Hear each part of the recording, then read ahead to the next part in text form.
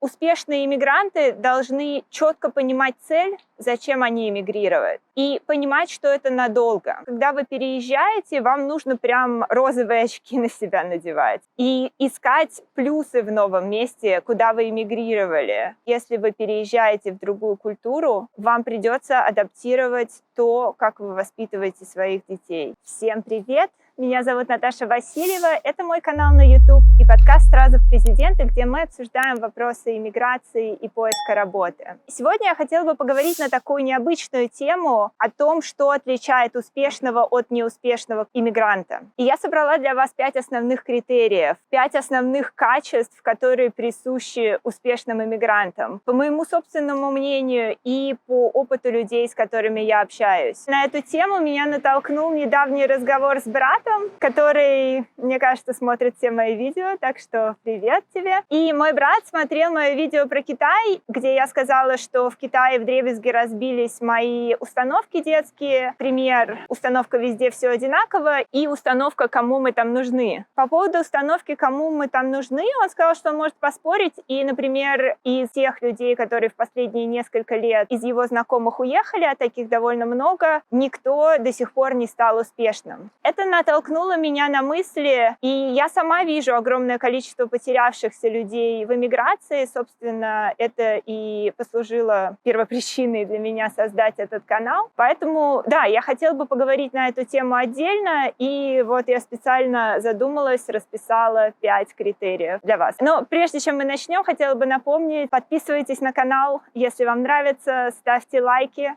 Если вам не нравится, ставьте дизлайки, пишите комментарии. Я всегда рада со всеми пообщаться. Кстати, в личку можете тоже писать. Я, опять же, отвечаю в соцсетях. А теперь давайте начнем. Итак, что отличает успешного иммигранта от неуспешного? Пункт 1. Успешные иммигранты должны четко понимать цель, зачем они эмигрируют, и понимать, что это надолго. Если вы думаете, что вы уезжаете на несколько месяцев в командировку в рабочую или переждать какие-то неприятные времена в вашей стране, то мне кажется, что вы не иммигрант. Вы не думаете как иммигрант. Вы живете мыслями о том, что вот сейчас вы какое-то время здесь поживете, и после этого вы вернетесь на родину. То есть у вас нет цели остаться жить на этом месте. Соответственно, вы не обустраиваете свой быт, вы не думаете о документах, которые вам потенциально будут нужны, чтобы здесь остаться, и так далее. Это абсолютно нормально переезжать куда-то с мыслью о том, что не факт, что вы иммигрант. То есть вы едете попробовать и решить, хотите ли вы здесь оставаться. Это абсолютно нормально. Вы можете взять какой-то период времени, допустим, несколько месяцев, полгода, год. Каждому нужно по-разному, чтобы адаптироваться к месту и понять, хочет ли человек там жить на постоянной основе или нет. Но пока вы еще не уверены, вы все еще не иммигрант. Вы человек, который задумывается об эмиграции и пробует разные варианты. И это абсолютно нормально, если, опять же, я говорю, вы несколько месяцев в стране, и вы еще не уверены, что вы будете вне иммигрантом. Есть люди, которые проводят года, иногда десятилетия в стране, но при этом они все еще живут мечтами о своей родине, о том, что они когда-то вернутся, они живут ностальгией и так далее. Эти люди не адаптируются к среде, к культуре, в которую они приехали. И это может сильно мешать. Это может мешать строить карьеру, это может мешать покупать недвижимость в этой стране. Допустим, человек хочет купить недвижимость, но он все еще раздумывает, нравится ли ему это место для жизни, и так продолжается годами. И опять же, я сказала, что важно понимать цель, важно не забывать эту цель. За какими-то бытовыми проблемами, с которыми вы будете так или иначе однозначно сталкиваться в эмиграции. То есть важно, чтобы ваша цель была достаточно весомой для вас лично, чтобы вы могли ради нее терпеть какие-то неудобства. А неудобства у вас абсолютно однозначно будут появляться в эмиграции. И я поговорю об этом позднее, но, честно, я вам скажу, что я не видела ни одного человека в своей своей жизни, а я видела очень много иммигрантов, особенно сейчас в Америке, это страна иммигрантов, у которых все прошло гладко, которые не сталкивались ни с какими новыми проблемами, которых у них не было на родине, которым не пришлось адаптироваться и прочее, и прочее. Что я имею в виду, чтобы не забывать свою цель за бытовыми проблемами? Например, сейчас я очень часто слышу от людей, которые эмигрировали, что в стране в новой им не хватает каких-то сервисов, к которым они привыкли, каких-то товаров они не могут купить, которые они без проблем покупали на родине. Еда их не устраивает, и им сложно найти, допустим, еду, к которой они привыкли. Такие вещи могут действительно в моменте вгонять в какое-то, неприятное, грустное состояние. Особенно если у вас еще и других проблем по горло, а это еще и добавляет. Опять же, допустим, у меня тоже какой-то момент были такие мысли, что там чего-то, что раньше было абсолютно доступно, мне сейчас не хватает. Эти мысли, конечно, сейчас я точно не вспомню, чего мне не хватало, потому что мы переехали давно, мы в эмиграции уже 9 лет, и еще до этого года я жила в Китае, то есть сейчас уже у меня таких мыслей не возникает, но они возникали, и каждый раз, когда они возникали, я напоминала себе, почему мы эмигрировали, от чего мы уехали. Сама мысль о том, что наша цель эмигрировать, и когда я давала себе четкий ответ, зачем и от чего мы уехали, мне абсолютно становилось без разницы на то, что что-то мне может быть сейчас в данный момент неудобно в нашей стране. И тоже, знаете, недавно я смотрела видео психолога, которая как раз говорила об эмиграции. И она говорила, что когда вы переезжаете, вам нужно прям розовые очки на себя надевать и искать плюсы в новом месте, куда вы эмигрировали. То есть стараться концентрироваться на чем-то положительном, потому что отрицательного у вас будет достаточно, это однозначно.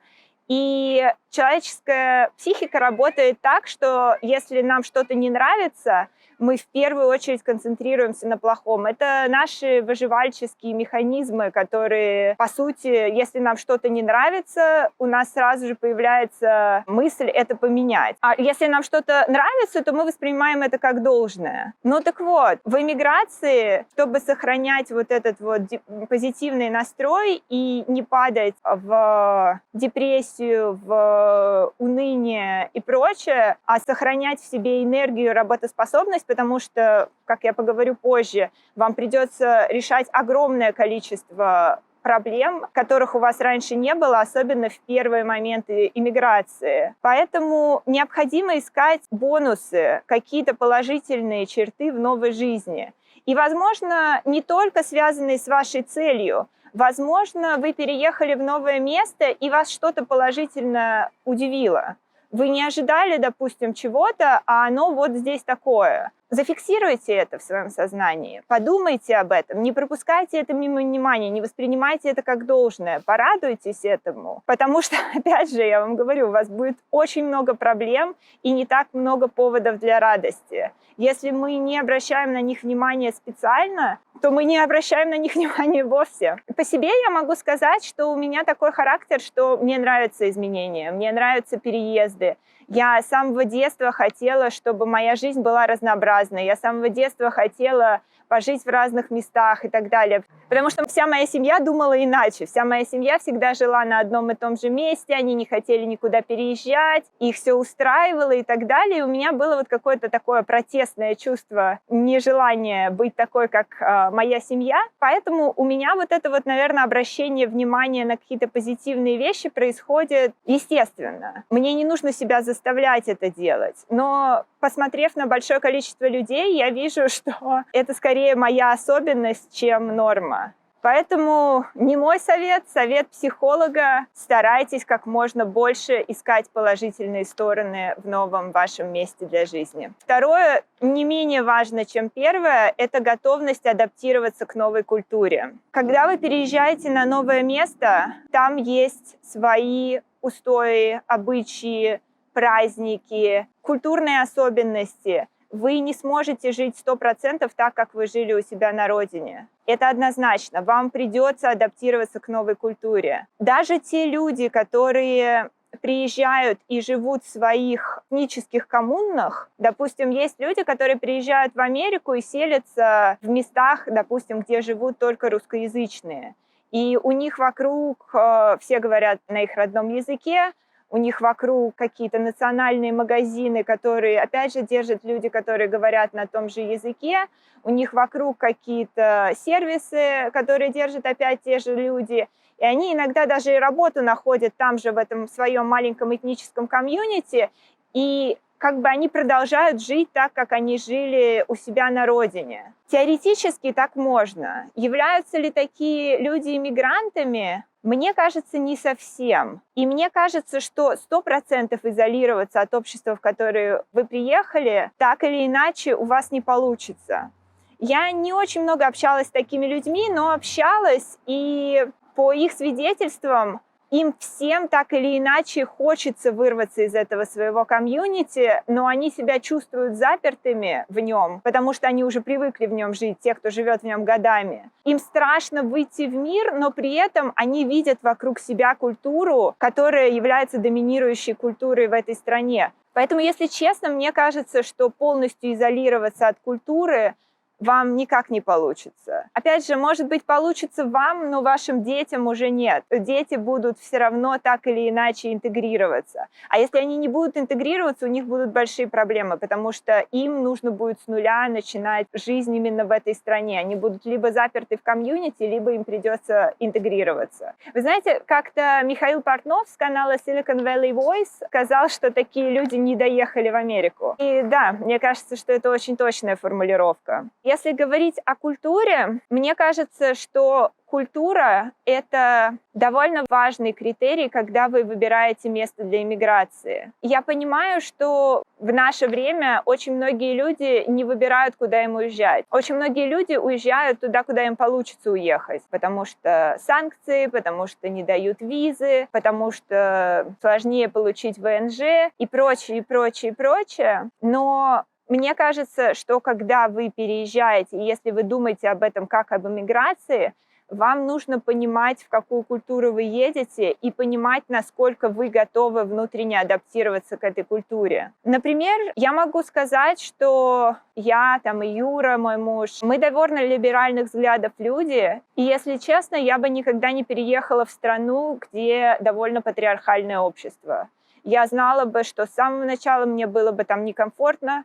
Я выросла в культуре, которая довольно патриархальна, но в тот момент, когда я была там ребенком, подростком, а потом мы уехали, эта культура становилась все более и более либеральной в тот момент, все более и более свободной. Я выросла, наверное, более свободным человеком, чем большинство людей. И когда в моей стране начали закручивать гайки, я очень сильно это на себе воспринимала. Это было одной из тех причин, почему я не хотела там больше оставаться. Плюс, допустим, безопасность. В своей стране я очень часто чувствовала, что там вечером мне небезопасно ходить на улице. Я боялась, что там меня могут побить, ограбить, изнасиловать и так далее, потому что я девушка. А потом я уехала в Китай, пожила на китайском кампусе, поняла, что в Китае иностранцы очень безопасно себя чувствуют, потому что, по крайней мере, в тот момент китайцы не хотели связываться с иностранцами, и если там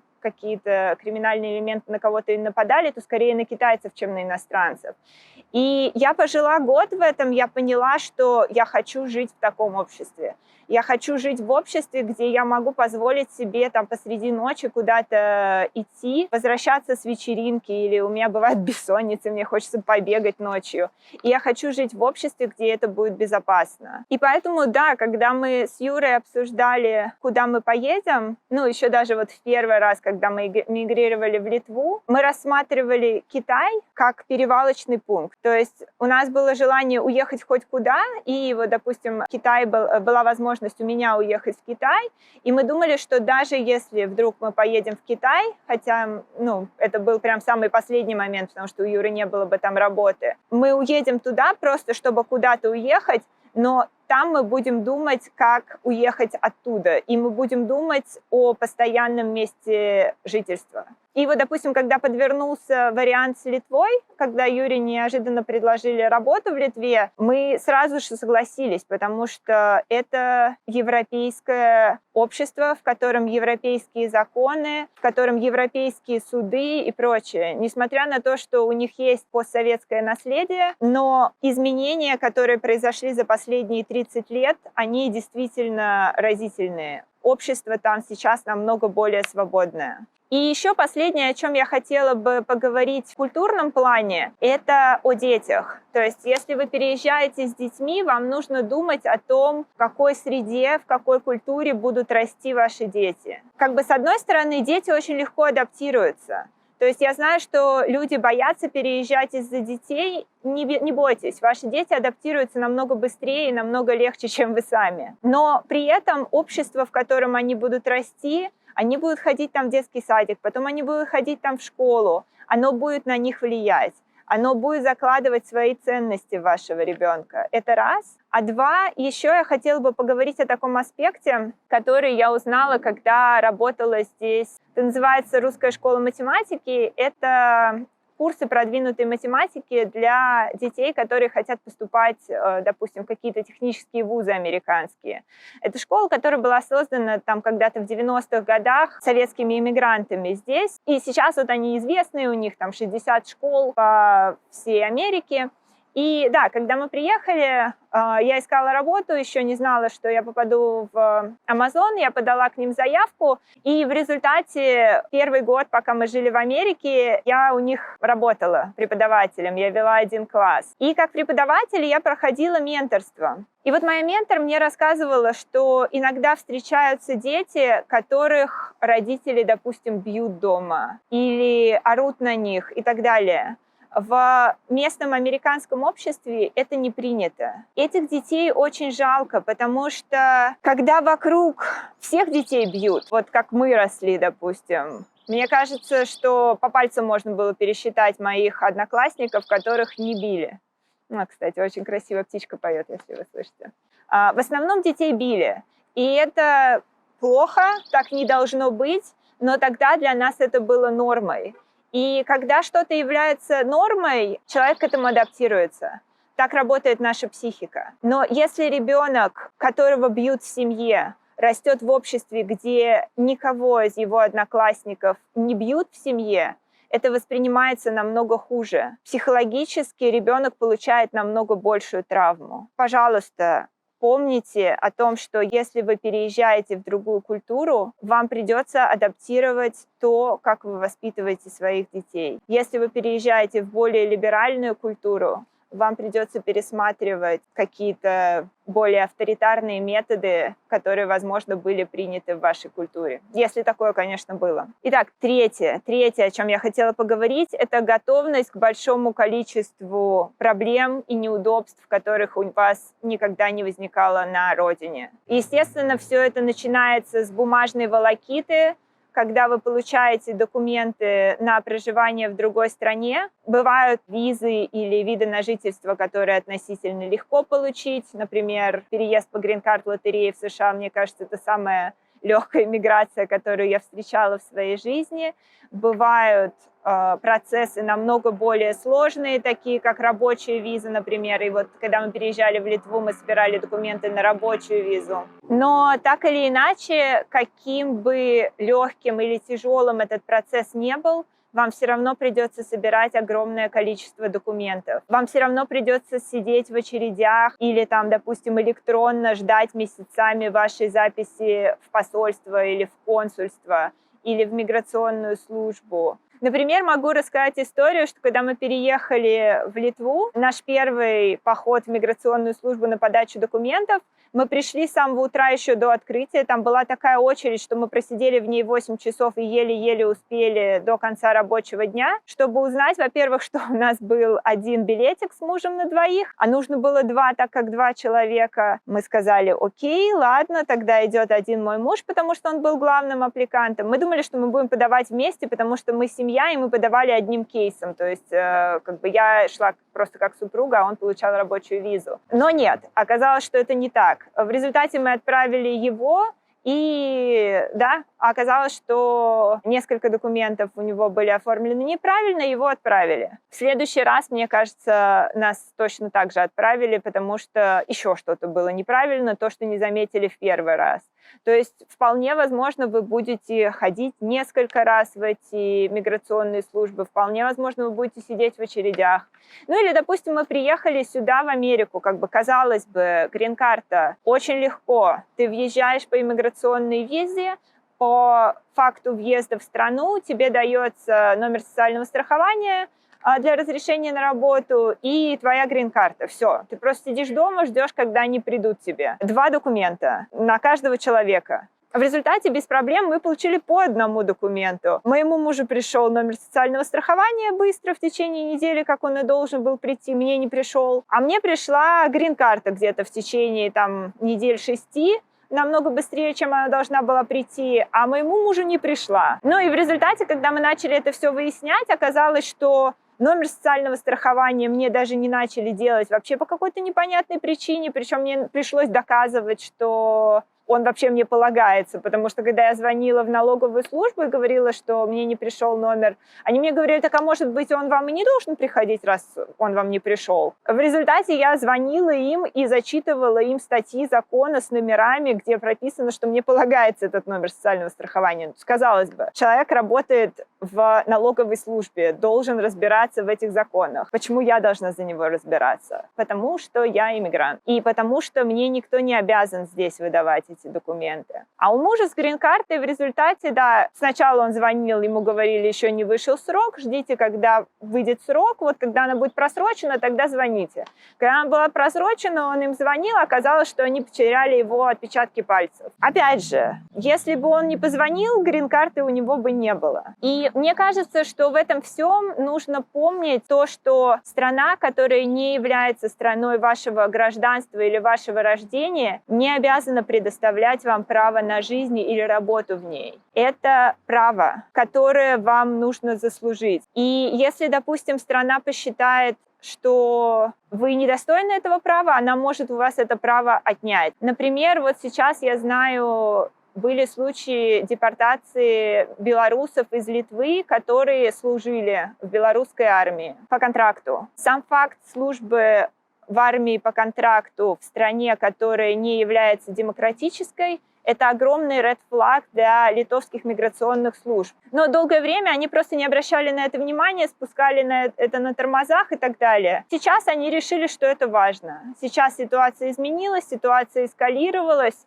людей депортировали. Важно помнить, что есть и такие вещи, есть и такие риски. Возможно, если вы человек, который еще довольно молодой и только собирается эмигрировать, возможно, вам нужно задуматься об этом прямо сейчас и задуматься о том, что вам стоит делать, а чего вам не стоит делать на своей родине, что может усугубить ваши иммиграционные процессы. Например, тоже могу сказать, что я очень обрадовалась в какой-то момент тому, что я не пошла на технические специальности в вуз, в который я, в принципе, думала пойти. Технические специальности некоторые предполагают форму допуска. А форма допуска, опять же, в недемократической стране предполагает очень большие проблемы при иммиграции.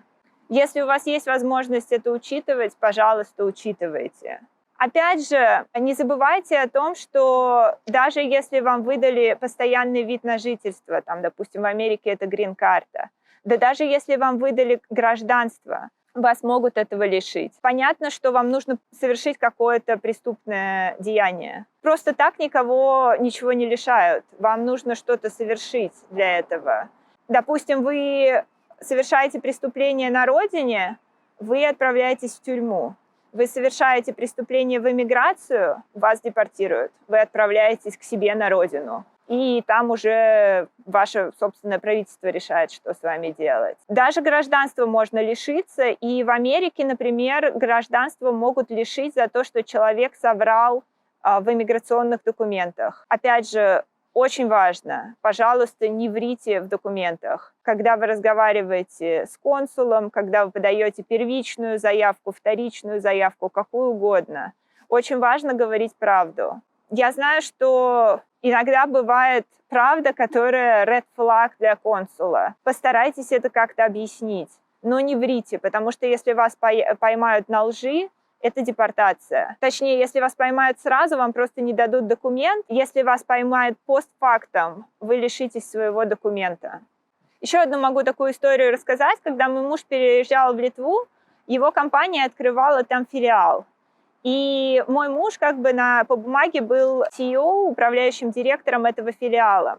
И поэтому все люди, которые туда переезжали впоследствии, он за них нес ответственность. Вот эта рабочая виза, она называлась Blue Card EU, Европейского Союза, голубая карта Европейского Союза. Смысл в ней был в том, что она дается сотрудникам с высокой квалификацией, и обязательно было высшее образование.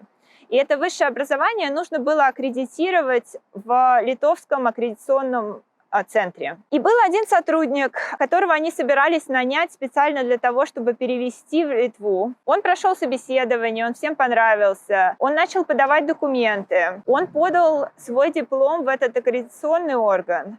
И все, ждал, когда придет ответ. А тут моему мужу звонят из полиции литовской. И он сначала вообще подумал, что это какой-то пранк, положил трубку, ему перезванивают еще раз, вызывают его в участок полицейский. Он перепугался до смерти, что случилось, что мы могли такого сделать, что его вызывают в полицию. Оказалось, что его вызвали допрашивать как представителя компании, потому что этот человек, который подал свой диплом, подал не настоящий диплом, его диплом был фальшивый. Это выяснил аккредитационный орган. Для моего мужа и для компании все закончилось нормально, то есть они смогли объяснить, что они этого не знали, что они сами думали, что у человека настоящий диплом и прочее. Но человеку не просто не дали документ, человеку на всю жизнь закрыли въезд в Европейский Союз. Так что, да, бывают такие вещи, и думаю, что о них не стоит забывать, если вы, в принципе, думаете об эмиграции. 4. Это готовность учить язык и жить на другом языке. И в своем видео про переезд в Литву и про языки в том числе, я говорила, что когда я приезжала в Литву, я думала, что я знаю английский, я знаю китайский, и мне этого вполне себе хватит. Я думала, что я найду работу без литовского языка. То оказалось неправдой. Несколько месяцев я провела в стране, пытаясь найти работу, проходя собеседование. И несколько компаний мне отказали именно по этой причине. Я не говорила на родном языке, все в офисе на нем говорили, им было неудобно проводить, допустим, митинги на английском, в которых участвовали много людей, которые привыкли говорить по-литовски. Если вы живете в стране год-два, если вы в длительной командировке, если это ваше не последнее место для жизни, вы думаете куда-то дальше ехать, то, возможно, да, вам будет нормально житься и без языка, вы будете разговаривать на английском, работать удаленно и так далее. Но если вы приехали надолго в страну, честно, мне кажется, что у вас не получится интегрироваться в общество без изучения местного языка. Это предполагает выход из зоны комфорта. Это предполагает переступание через свой собственный стыд, неловкость и так далее. И разговор на языке, на котором, возможно, вы еще некомфортно себя чувствуете. Но к этому нужно быть готовым. Если в стране английский язык не основной, даже если вы знаете английский, скорее всего, вам придется учить местный язык. И, возможно, это тоже следует учитывать, если вы выбираете страну, в которую вы хотите переезжать. И последний, 5-й пункт, который, возможно, я скажу довольно быстро, потому что у меня уже темнеет. Сегодня довольно хорошая погода в Сиэтле, несмотря на то, что только начинается февраль. У нас вполне весенняя погода, поэтому я решила сегодня записать на улице. Итак, последний, 5-й пункт. Это независимость от семьи и друзей. Если у вас очень близкие отношения с вашими родственниками, с вашими друзьями, не факт, что у вас получится сохранить настолько близкие отношения в эмиграции. Я сейчас вижу очень много людей, которые говорят о том, что они думали, что им будет нормально, они там всегда мечтали эмигрировать, но когда они эмигрировали, они поняли, насколько им не хватает их семьи, насколько им не хватает близких друзей, которым они могли, допустим, там позвонить в любое время суток, в любой день недели, и те бы приехали им на помощь. В эмиграции они не могут найти себе таких друзей. Или если они их могут найти, то на это уходят годы. Поэтому действительно нужно отдавать себе отчет, что вы будете довольно независимые и, скорее всего, довольно одинокие в первое время. Понятно, что люди, которые уезжали там десятки лет назад, они уезжали вообще в пустоту. Они там, допустим, я не знаю, несколько раз в год, может быть, получали письма от своих друзей и близких. Сейчас не так. Сейчас вы можете в любой момент позвонить там по видеосвязи или там оставить голосовое сообщение, попереписываться в мессенджерах и так далее. Вы можете поддерживать общение. Но по своему собственному опыту и по опыту людей, которых я вижу вокруг себя, очень большой круг общения отпадает. Когда люди понимают, что они не могут вас видеть каждый день, они не могут встретиться с вами в баре или прийти к вам в гости, они просто перестают с вами общаться. Общение, даже если оно сохраняется, оно совсем другое. То есть вот я могу сказать, что у меня есть довольно близкие подруги, которые живут в других местах, и мы с ними общаемся по голосовым. Если бы я не записывала голосовые, мне кажется, что у меня бы не было друзей. Потому что Америка отделена практически от всего остального мира 10, 12, иногда 19 часами. И очень сложно иногда подстроиться, чтобы было время удобное для всех, чтобы просто созвониться. Поэтому остается записывать голосовые сообщения и общаться. Я не знаю, вот у меня есть очень близкая подруга в Барселоне, с которой мы общаемся там раз в несколько недель. Мы оставляем друг другу большое количество голосовых сообщений. И я очень ценю это общение. Это действительно очень близкий мне по духу и по взглядам, и по ценностям человек. Но может ли это сравниться с общением, которое бы у нас было, если бы мы жили там в одном и том же городе и могли каждый уикенд встретиться в баре? Нет, это совсем другой вид общения. И на местности, конечно, со временем вы найдете себе друзей, но это тоже очень сильно зависит от того, какое количество иммигрантов в стране, куда вы приедете.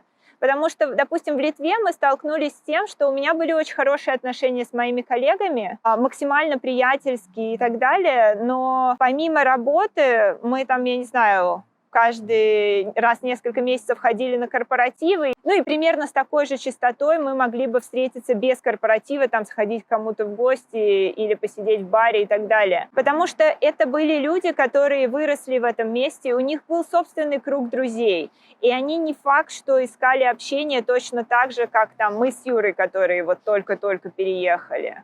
Здесь, опять же, вот когда ты переезжаешь и ты становишься иммигрантом, есть очень большой соблазн остаться в своем иммигрантском сообществе, потому что это люди с близкой тебе культурой, это люди, переехавшие оттуда, откуда и ты, это люди, которые тоже не имеют, допустим, здесь друзей детства и так далее, которые тоже ищут общение. Но я советую вам пытаться социализироваться и общаться с разными людьми. Если вы общаетесь с иммигрантами, вы можете общаться с иммигрантами из разных стран. На этом я, наверное, на сегодня закончу. Опять же, я хотела бы озвучить 5 качеств, которые, по моему мнению, отличают успешного от неуспешного иммигранта. Это первое. Успешный иммигрант понимает цель и понимает, что эмигрирует он надолго. Если не на всю жизнь, то очень надолго, на несколько лет. И полностью обустраивает свою жизнь в новой стране. Успешный иммигрант готов адаптироваться к новой культуре. Успешный иммигрант готов к большому количеству дополнительных проблем, которые у него возникали на родине и о которых он не мог, возможно, даже подумать перед тем, как он переехал. Четвертое – это успешный иммигрант учит местный язык и старается на нем разговаривать. Пятое – это независимость от семьи и друзей. Пишите в комментариях, что вы думаете по этому поводу, согласны вы или нет с моим мнением, делитесь своими историями. А на этом на сегодня все. Буду рада видеть вас на следующей неделе. Пока!